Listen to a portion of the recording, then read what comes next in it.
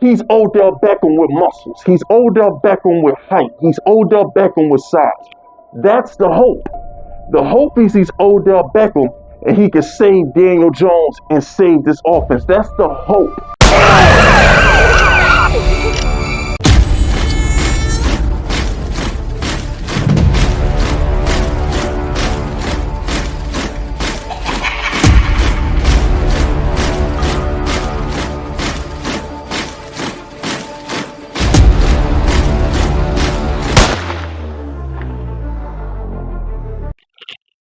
All right, look.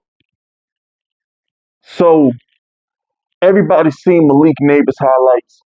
Everybody hit a buzz around Malik Nabers right now. And I gotta say,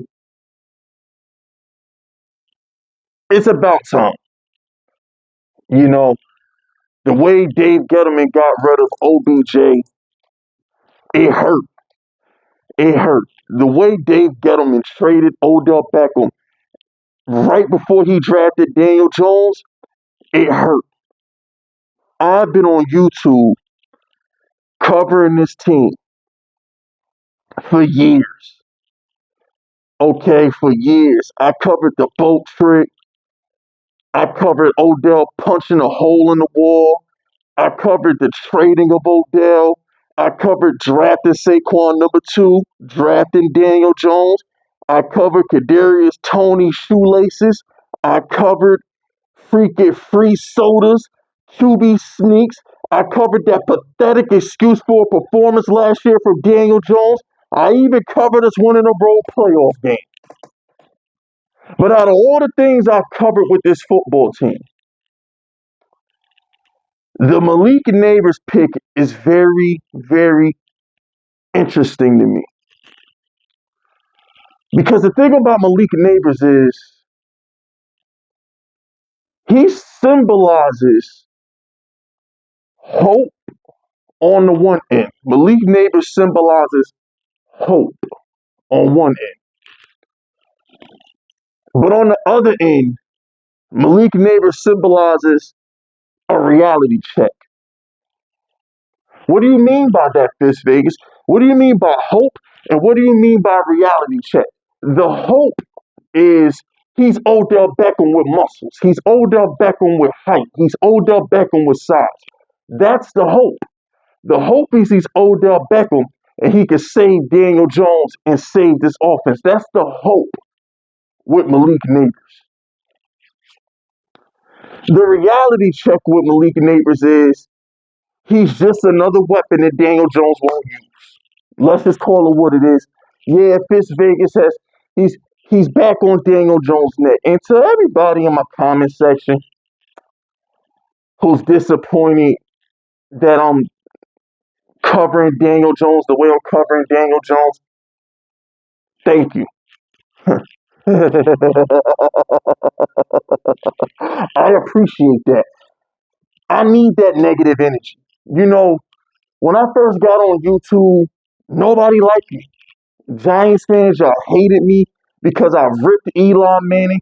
I said, Elon Manning, how can you go from winning 2 Super Bowls to not being able to beat out Kirk Cousins and Dak Prescott for the division?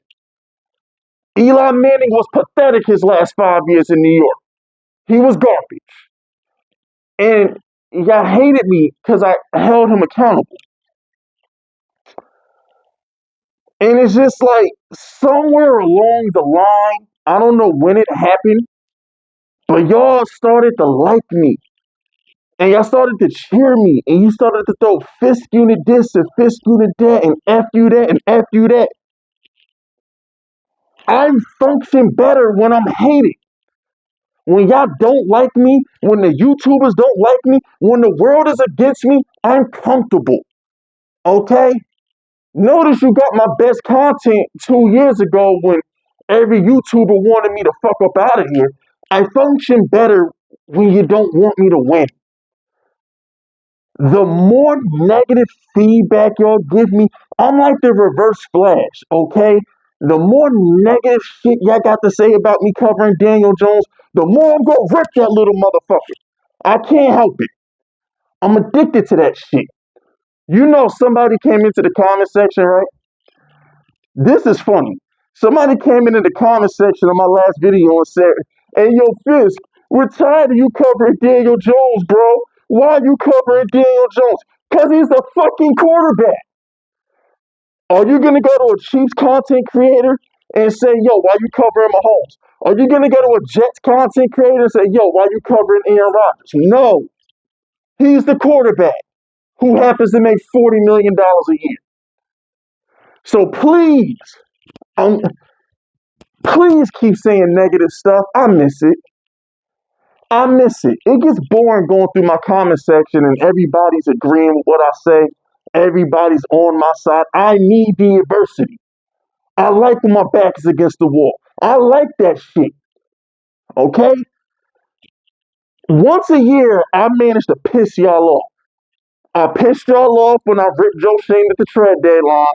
Y'all got over it. I pissed y'all off when I shitted on Saquon Barkley for 2 months straight. Y'all got over it. And now I'm shitting on Daniel Jones until he shows me the respect that I deserve. Until he shows every Giants fan who ever had a nice thing to say about him the respect we deserve and go out there and play like a competent quarterback, he getting shitted on. Y'all get over it. So with that being said, I like Malik Nabers. I think he's the best wide receiver in the draft. But will Daniel Jones throw him the ball? Kenny Galladay never got the ball. Golden Tate never got the ball. Darren Waller never got the ball when Daniel Jones was quarterback. All those little wheel routes that we see Saquon do in the offseason never happened in the regular season. Jalen Hyatt never got the ball from Daniel Jones. At some point, can Daniel Jones actually use the weapon? Can he use the weapon? Okay? So, for as excited as I am about Malik Nabers, is Daniel Jones going to throw the ball? Is he going to throw the ball? Every single season, Daniel Jones gets a weapon. Oh, man, what he going to do with Galladay? Oh, man, what he going to do with Darren Waller? Oh, man, what he going to do with Wan'Dale Robinson?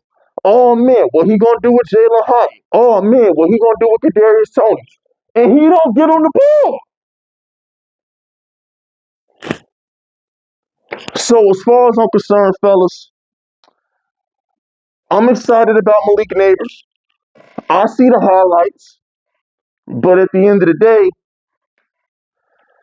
if the quarterback don't throw in the ball, it don't matter. None of this matters if Danny don't throw him the ball. Daniel Jones has to throw Nabers the ball, okay? He has to throw him the ball. So if Danny can throw him the ball, then we might have hope. But if Daniel Jones goes out there and does Daniel Jones shit, then we don't have any hope, and it's a reality check that we might be in trouble. You feel me? But yeah, that's it. That's all. Hit that like button. Hit that sub. Oh, one more thing. One more thing. One more thing.